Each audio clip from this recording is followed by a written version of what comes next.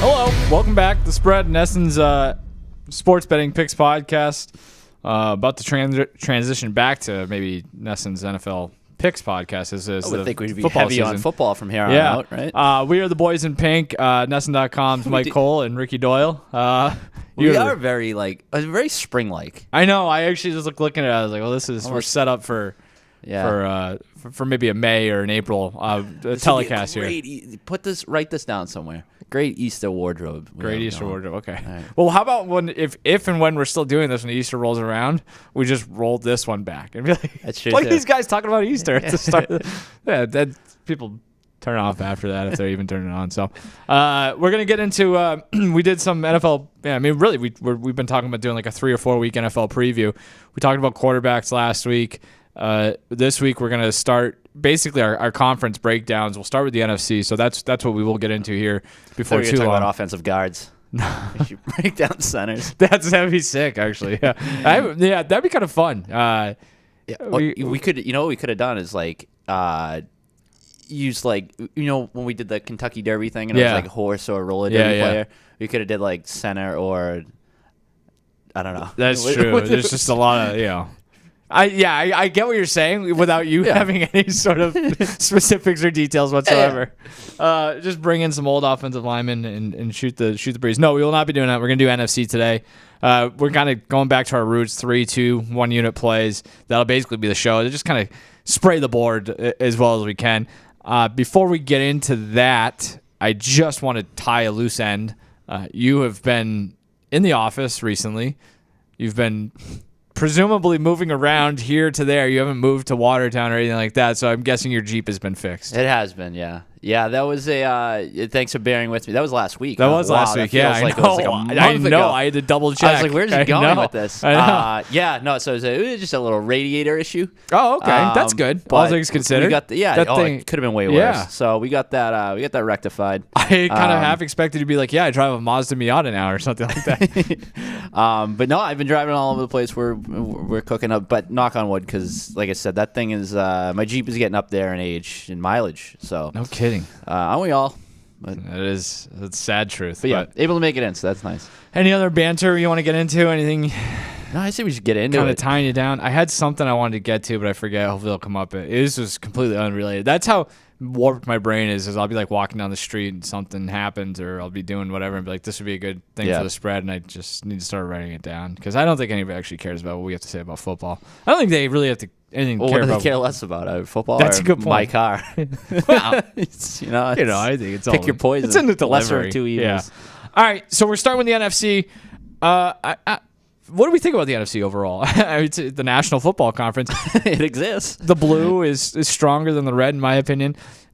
I think this is a more wide open conference. Is that safe to say? I guess if you it's the non-Chiefs conference, so that's kind of where you start. Yeah, I would say that's fair. I'm probably more into that line of thinking than you are, and we'll kind of get to that as we go because I think one of my picks might be a little bit surprising in that regard. But yeah, I mean, we can get right into it. I just wasn't sure. I know we're not going to do like division by division, but like when I was going through and was just kind of like, all right, who do I expect to win each division? Like, just kind of figuring out my personal playoff field. Sure. It felt very chalky at the division level. Yeah. So which I don't love, but I think that just speaks to the overall situation we're dealing with here. Yeah. Like there's a pretty clear top team in each division. Yeah. Except for maybe one. Yeah. I pulled up the conference odds at DraftKings. There are 5 teams with 8-1 odds to win the conference or better. So I think that's pretty good parity. And then what is it? 8 teams with 15-1 odds or better. So we'll we'll get into some of that stuff as we go. Why don't you just hit me with your 3-unit play to start? All right. So dive in. I'm gonna pick a team who I think is gonna stink. I'm gonna go to the complete opposite end of the spectrum. I get the Vikings for under 5.5 wins. This is plus 184 at FanDuel. So is this an adjusted win total? This is an alternate line. Win total at FanDuel is 7.5 with the juice to the under, 6.5 at DraftKings with the juice to the over. So basically, sportsbooks are expecting 7 wins from this team. Yeah. I'll take a little extra value and go with under 5.5, projecting out 5. If you want to go with the exact win market, 5 wins for the Vikings at FanDuel is 6-1. DraftKings plus 475. So I guess that again speaks to the importance of shopping around a little bit, especially when it comes to the futures market.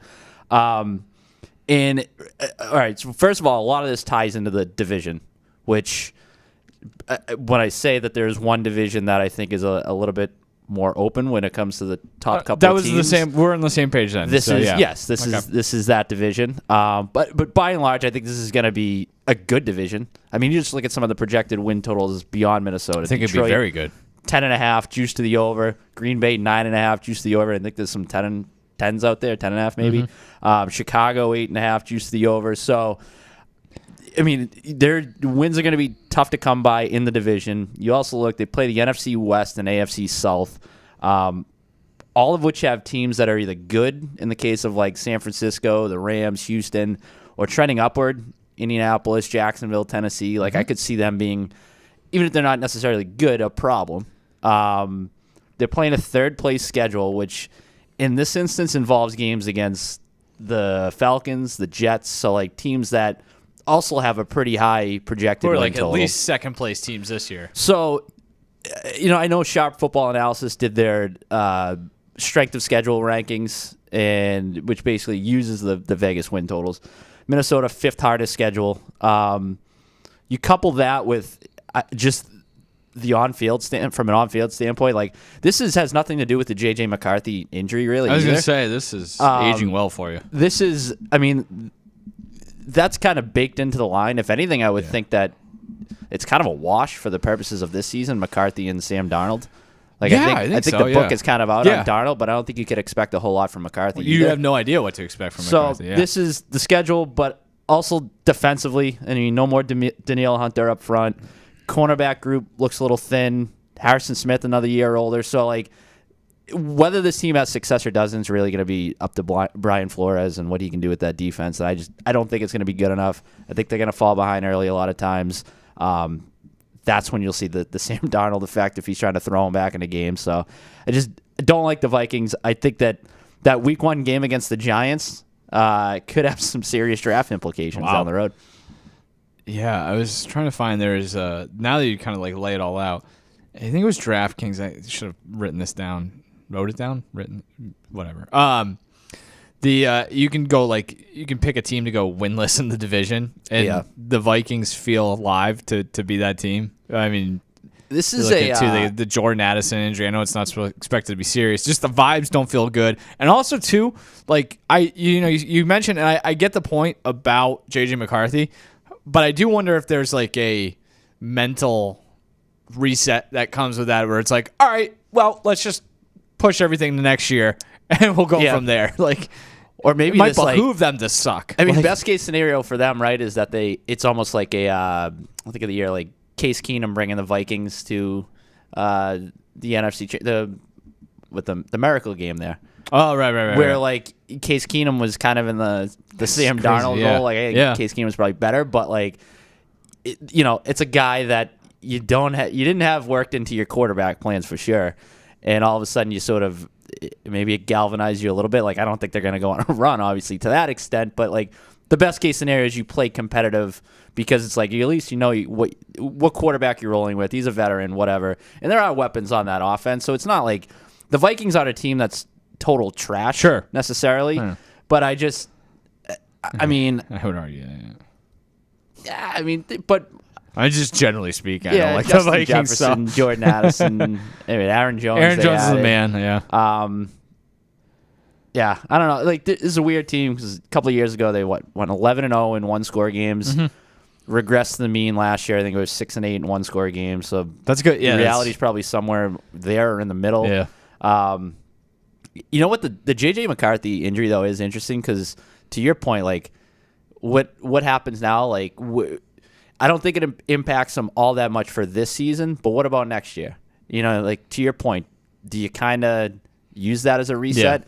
And also next year will be the final year of the head coach and the GM. Both contracts will be up after next season. So like I think they probably went into that whole thing like you look to get some some answers as to like how their quarterback how he's developing this season. Absent of those answers, it makes next season kind of make or break, or very tricky to like really gauge where you're at organizationally. So gives you a little bit of comfort room this year too. Like, well, what do you want? The quarterback. Yeah, you get a little bit of little bit of leverage. Yeah. So, but I just think they're gonna stink. The rest of that division, very good. Yeah, I agree. And actually, to let dovetail right into my 3-unit play, I'm actually, I guess, technically rooting against yours. Because I have the NFC North is the division with the most combined wins in the entire NFL at plus 330. For a lot of the reasons you kind of already laid out. You went over the win totals for the Packers and the Lions. Did you go over the Bears too? I think they're gonna, people expect them to be good. I actually think it's kind of interesting, just as a bit of a side note. We'll get into this maybe a little bit more next week with the Patriots. There's a story out today. I think Jeff Howe, old friend Jeff Howe, reported that it came down to the Bears and the Falcons, who ended up trading for Matthew Judon. And the Patriots decided to take the Falcons' choice because they thought it would be higher. So I guess that tells you right there, ipso facto, the Patriots are higher on the Bears. They're buying the Bears hype too, especially against the Falcons. It's kind of wild. I started playing around some of the numbers. I was like, well, the Vikings might take this thing down for me, and that's not good. So I looked at like a make the playoffs parlay for the Bears, the Packers, and the Lions. It's only plus 342, so it's a difference of 12 cents. All three of those teams are minus 110 or better to make the playoffs. And I guess you could argue they might beat up on each other. I think the division is going to be a very highly contested race, so I don't think it's going to be one of those things where somebody just pounds the other one and all of a sudden I just think it's going to be a bit of a wash and they'll go clean up outside of the division. I think you look at the Packers and the Lions are the class of this division. Both of them are better than 21 to win the Super Bowl. Chicago 35 to 1 to win the Super Bowl, which honestly I would not bet with your money, but they have the NFL's easiest schedule according to the Sharp Football analysis thing that you mentioned. I was actually having a nice discussion on the NFC North the other day that spurred this with a friend of the program, Denny, who actually, he's a Lions fan. And we were talking about the NFC North, and it's like, hey, this is going to be a pretty competitive division. And you start running through, and it's like the Lions, assuming that they can deal with the burden of expectations, should be just as good, if not better, as they were last year. The Packers were a team that was a handful of plays, even a missed kick away from going to the NFC Championship game, knocking off a 49ers team that ended up going to the Super Bowl and people think can do the same again this year. They were like the youngest team in the league, did that. You got to imagine they're going to be even better this year, especially now that they've got some of that Jordan Love, the uncertainty settled and it's full speed ahead. And the Bears, for as much as I'm skeptical of what Caleb Williams can do in his first season, there's no arguing that they've done a pretty good job, especially when it's juxtaposed it with something we're seeing here in New England of building around their rookie quarterback, where the receiving room is one of the best in the NFL. So I think they're going to score some points. They're going to beat some teams that they probably don't have any business beating. They're going to be a frisky bunch at the very least. And it's like, can we just get the Vikings to 5 wins here? Yeah. And all of a sudden, I think we're looking at a very robust division. The favorite in this market is the AFC North at plus 225. Don't have a whole lot of opinions on that. I think they are kind of very similar divisions, right? Where it's the two teams that you expect to contend for the division are there. It's just going to be a matter of like, what does the middle and the bottom do? There's a lot of uncertainty with both, but I think even on the Packers and the Lions, I feel pretty good about getting at least to the top of this board or near the top of the board and feel going into the end of the season last few weeks. So. It is weird how this has got to be the most hyped division though, right? Like in terms of expectations, like you feel like one of those three teams, Packers, Lions, Bears, is going to fall well short of expectations probably. My bet would probably be the Bears, but it seems like the public's kind of on that too. I don't think there's for as much hype as there is, 35 to 1 still seems very short for the for the Super Bowl. But I'm with you. I wouldn't go anywhere near that. But even their win total, like I would probably lean under. But I think with the Bears is like it's heading there. It's going in the right direction. It's just is it a little too soon? And also like their defense was much better down the stretch last year, but I don't know. It's kind of like gets lost in the shuffle what you're going to get on that side of the ball. Like everybody's so fixated on how dynamic the offense could be. Understandably so, but I don't know. Like what What are you going to get defensively? It's Eberflus's job to figure that out, right? It is an interesting division. I was reading this on Action Network that 8.5 the number. Jesus. Trying to find teams that that could go under the win. Looking at teams that had a double-digit win total and figuring out who could potentially go under this season, because that has been such a prevalent trend. Does that happen a lot? Yeah. So since 1990. Only 40.5% of the teams with double-digit win totals went over. And the sweet spot is kind of since when? 1990. It's a little different now, obviously, with the 17 games, but yeah, that's still pretty telling. And usually it's the teams that are set right at. Yeah, I mean, makes sense, right? The teams that are set right closest around 10, to 10 and a half. Going under 61% of the time. So that could be one of these. Maybe Detroit's a prime example of that. So the thing with the Lions, you look at them, they should be good. They should be good for a few years. Kind of, they got a little bit of a Cowboys feel to them, where they have the top level elite talent, but one of those guys gets hurt. Yeah, depth is a little shaky. Also, do you trust the head coach when the chips are on the table? Yeah. I mean, we already obviously that reared its ugly head last year, so. Maybe that's the team, too. Maybe the Lions are one that I take a look at. I was telling Denny this. I'm not ever... Jared Goff could win the MVP, be all-pro this year, and I'm still next year I'll be I don't know, man. Yeah. I just think with them, it's... Everybody's going to stay healthy. Everything's going to go right. Yeah. And if it does, great. You're in great shape. You are probably one of the best teams in the NFC and the NFL. But what happens if you lose Amon-Ra St. Brown? Sure. Or... Aiden Hutchinson on the other side of the ball. That changes a lot. Yeah, you've more or less poked holes in my entire bet. Do you have anything? Do you have anything to say about the Packers while we're at it before we get? I'm in on the Packers. Okay. What do you think of it? So let me ask you. You know more about the Packers than I do. Defensively, I'm drinking the Kool-Aid. You are okay. I just think, I am very much on record of my issues with Joe Barry last year and that defense, and I guess it's just. You can only go up. I think it's a schematic coaching thing. I really do. I just don't think you can invest that much draft capital over all these years and completely whiff on all of it. And you see with Gary, and I think Van Ness is on a similar path as he is up front. I think they've done a pretty good job of building that secondary, especially at the safety position. I think they might have one of the better safety rooms in the league.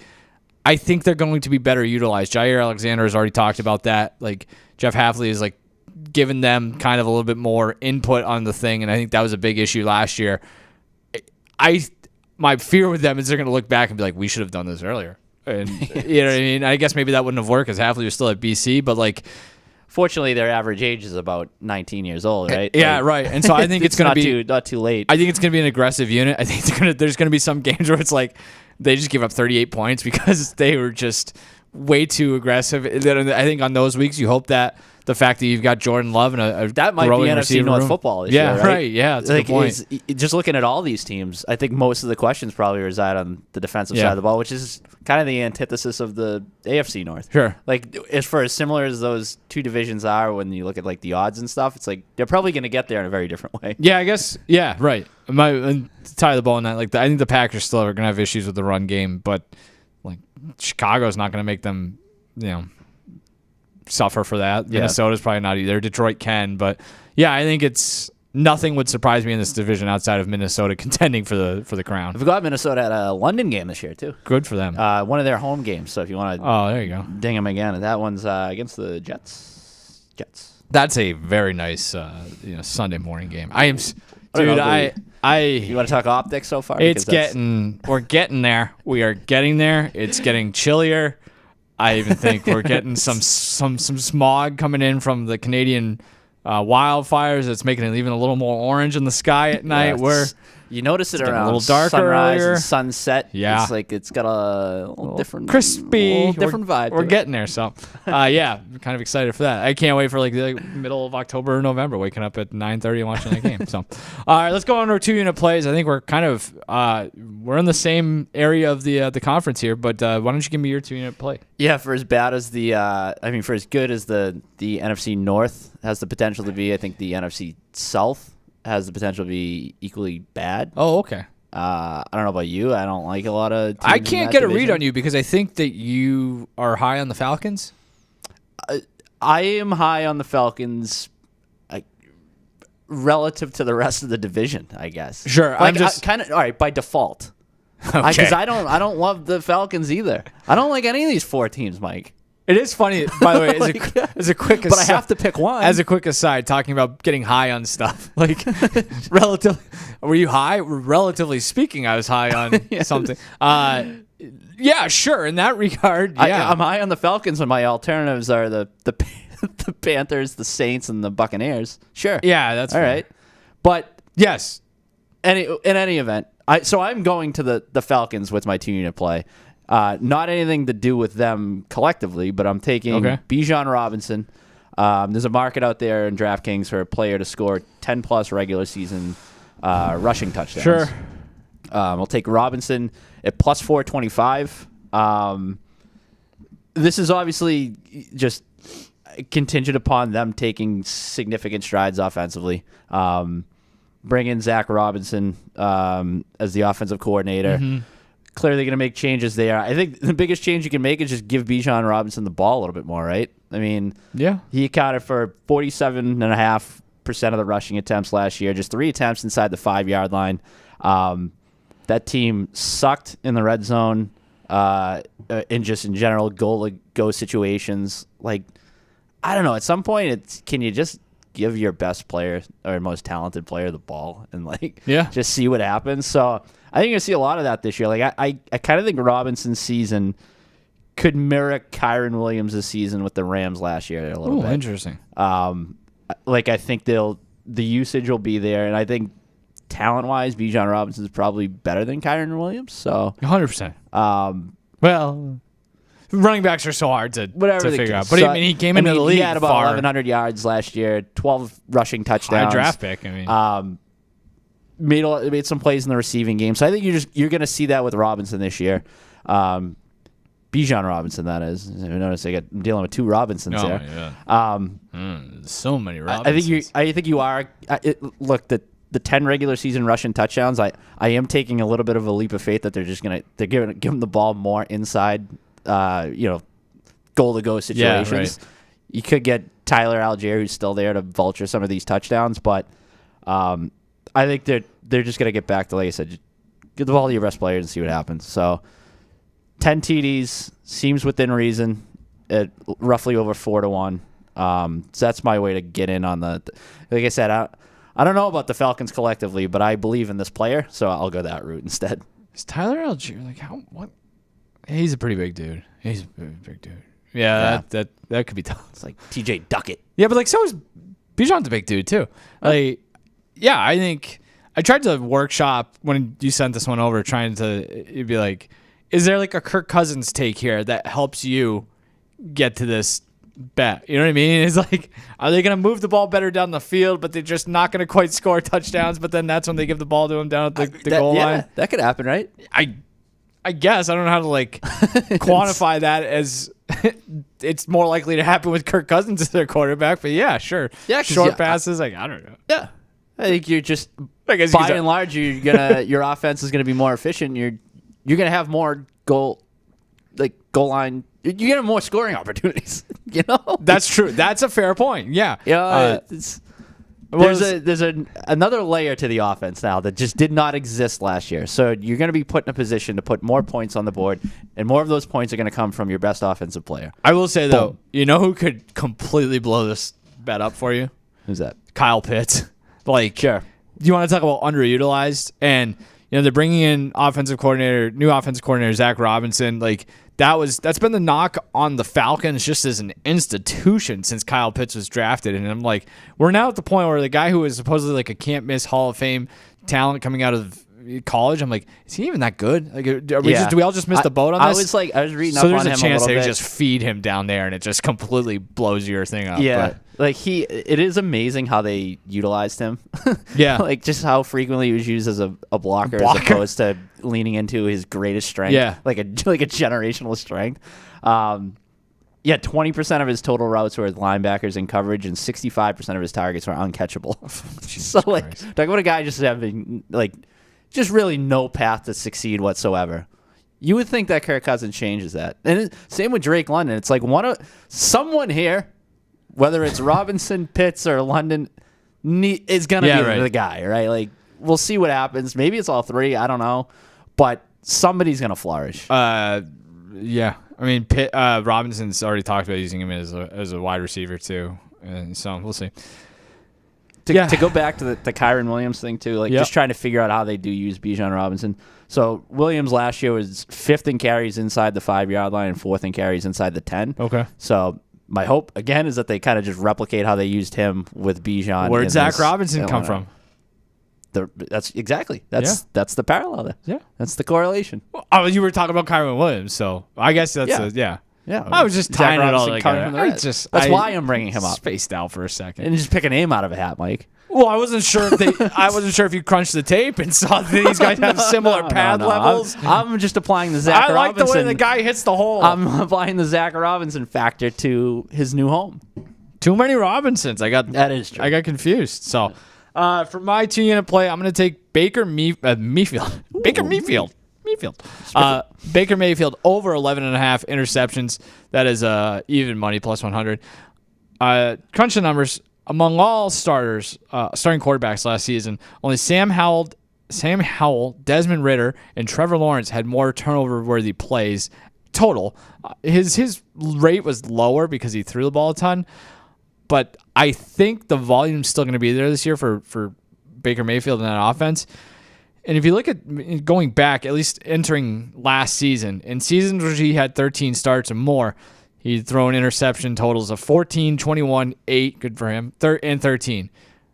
Then in his first season with Dave Canales, his offensive coordinator, obviously gets down there, the interception rate dropped from 2.9% in those seasons I just talked about all the way down to 1.8%. That doesn't seem like a big number, but when you're talking about 550 throws, that's considerable. So Canales is gone. Now he's in Carolina, so that's something to consider here. I mean, I don't know. Was he the one guy? Is he the Baker whisperer? I think maybe he was. I don't know.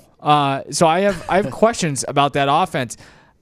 I just think it's a little bit of a regression to the mean too. Like, this is a guy who throws 12 to 15 interceptions a season if he stays healthy. The big thing is, like, is he going to play? I think he will. So when they were good last year, everything pointed to it not being sustainable. So that the regression was coming, and now I'm like, I don't think they're as good as they were last year. That's like double regression, right? Does that mean they're going to be better, though? Is that one of those things where it's like a double negative? Now my regression to the regression is all of a sudden positive? Yes. Yeah. Now you just blew my mind with that one. Yeah, well, I mean, on paper, they're probably not as good as last year, right? So, especially because what they lost on defense. Yeah, you start diving into like the luck metrics and stuff. They were middle of the pack, so they weren't super lucky. Or at least however you want to define lucky in a professional sport where guys just run into each other for 60 minutes. Yeah. I will say they were the 12th luckiest team by opponents dropped interceptions. Just feels like there's a space here for him to throw 3 or 4 more this year. I just don't trust it. The defenses on those other teams have gotten better in the division. If you want to get super granular, Canales goes to Carolina. Now if he holds the key to Baker, like now he's game planning. They can get him a couple times there. 2 games. How many picks? We throw 4 picks in those 2 games. I was get you to the number. We're getting close. We're a third of the way there. Yeah, now you're cooking. So there's that. I don't know. Like, it's just maybe he's completely turned the corner. I just can't shake. It's one season out of however many it's been. Yeah. I think he's more that than maybe we saw last year. So all told, who do you like in the NFC South?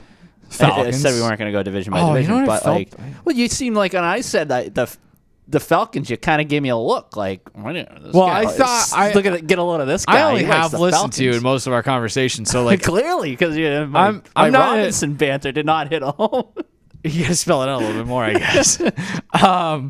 Going back to. It feels like at various points in this offseason, you've been high on the Falcons. Maybe I'm just misremembering. So, you know what?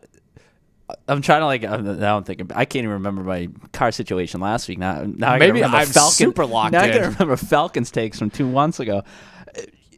like maybe I'm coming around on them. I don't know. Like the more I talk about, so now you are. Maybe like I think the arrow's pointing up on the Falcons for me. You know what I think it was is like I was trying to trick my brain into not liking the Falcons because I liked them so much going into last year, and I still got a sour taste in my mouth from them just being what they were. And I feel like everybody's kind of on the Falcons, and I think inherently hate things that everybody is in on. Sure. So I'm like, nah, Falcons are going to stink. But then the more I actually use my brain, however it functions nowadays, there's your problem. Again, relative term, maybe I'm in on them. I think it's a super simpleton way of looking at it. Not you in general, but I'm saying in general, because it does make sense. You're like, oh, yeah, those guys have guys I've heard of. They just got a new quarterback I've heard of. They just traded for a guy I've heard of. Like, yeah.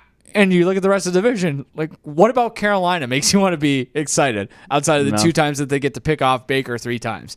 What gets you excited about Tampa Bay, a team that was probably lucky last year and could very much, lose 10 games this year? And, like, nobody wants to talk about the Saints because they're boring. And so maybe the Saints win the division, but I'm not going to sit here and entertain that because I don't want to talk about the Saints. Maybe that's another thing. Silly thing.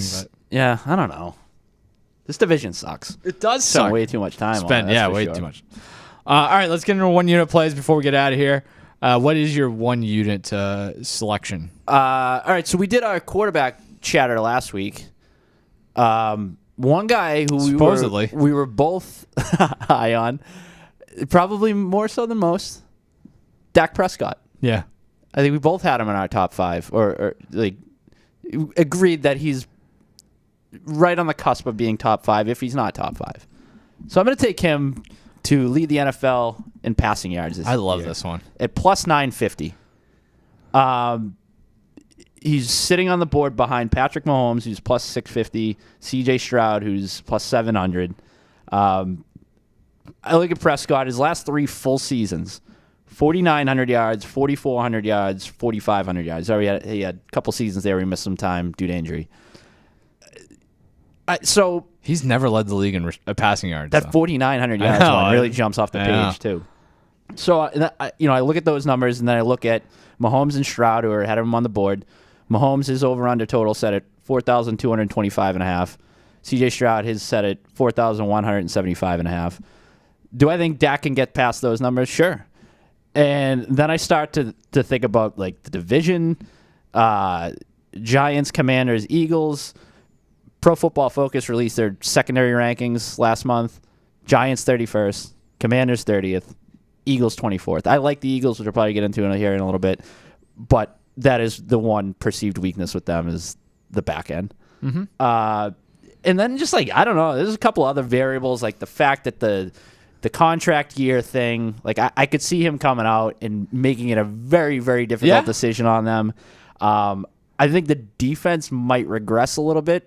The departure of Dan Quinn, Stephon Gilmore, free agent, that secondary in general, pretty boom or bust. So I think you got to have potentially a lot of high-scored games or situations where they're playing from behind, in which case the total goes up. So I love this 9-1 plus 950. I mean, I'm in on it. I'm in. I'm not in on the Cowboys, but I like Dak Prescott and I like this number a lot. Yeah, the logic makes a ton of sense. So 2019, he was second in the league in passing yards, 4,900. I think passing yards, whether it's totals or these sorts of or over-unders or who leads the league, I think it's such a weird stat to figure out. And I think the guy who led the league in 2019 kind of speaks to that.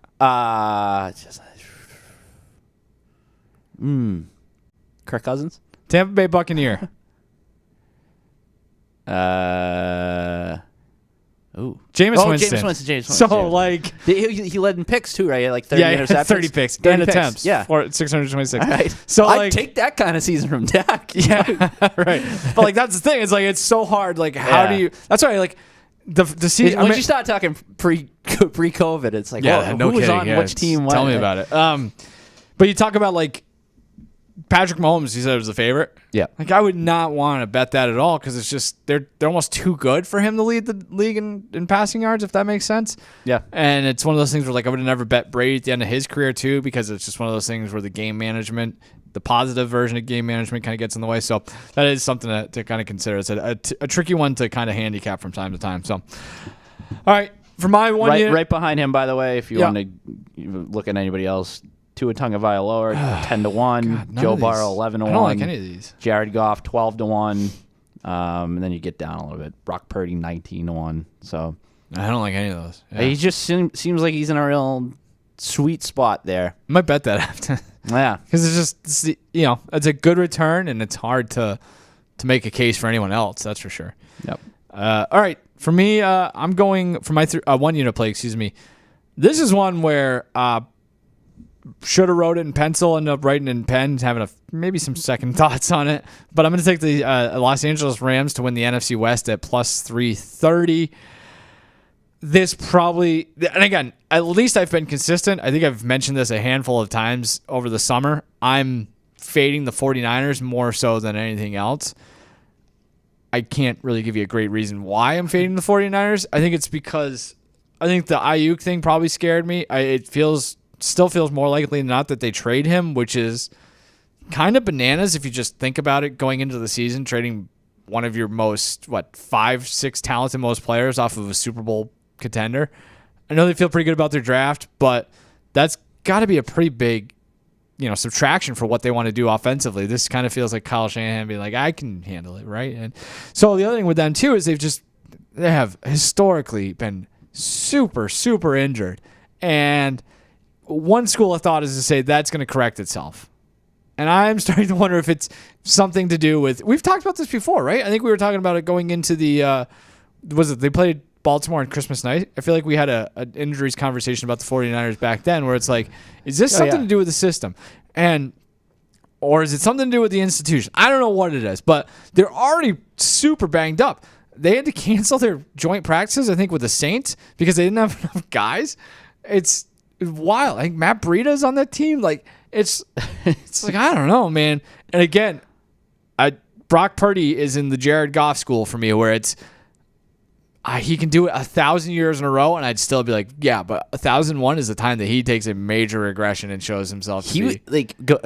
Going back to the quarterback rankings that we did, like our little mini draft, like he's one of the more challenging quarterbacks to rank. Yeah. Right? Like I don't even necessarily know, like wherever you place him, it's almost like you're taking a leap of faith. Yeah. Like you're either in or you're out, and it is it's a good point because like he'd be pretty far back on me, and that is a leap of faith the other way, right? Like because everything he did last year, like that was the other thing. It's like he kind of had maybe just from like the stature standpoint and just the fact that he came out of nowhere, and the fact that he's Mr. Irrelevant. It's like nobody wanted to believe it, and you still have your doubts. But then you looked at the metrics, and like he was not a game manager by any stretch of the imagination. No, he wasn't. He threw the ball down the field. He let it rip, and so.